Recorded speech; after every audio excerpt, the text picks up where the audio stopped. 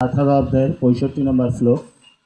সেই শ্লোকের যে গুরুত্বপূর্ণ তথ্য, সেই তথ্যটি হচ্ছে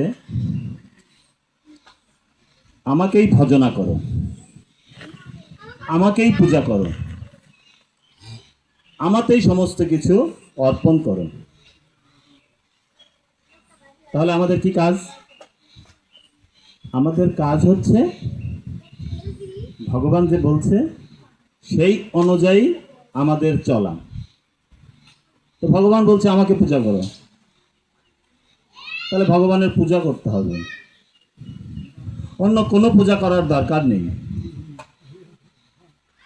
কোনো কিছুর দরকার নেই। কার পূজা করতে হবে? ভগবানের পূজা করতে, ভগবানের পূজা করতে হবে।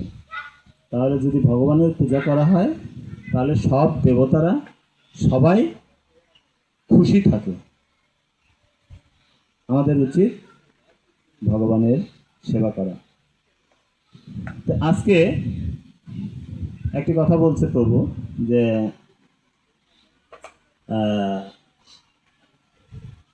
পুরুষোত্তম মাস, এই যে পুরুষোত্তম মাস, এই পুরুষোত্তম মাসে কোনো তিথি নাই। আমাদের 12 মাসে 12টা তিথি আছে, বহু তিথি আছে। এই পুরুষোত্তম মাসে কোনো তিথি নাই।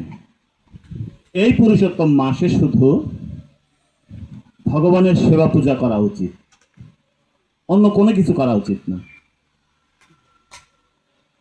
স্মার্তবাদীরা তারা কি বলে? তারা বলে এটা মলমাস, এখানে ভগবানের পূজা করা নিষিদ্ধ, তারা বলে।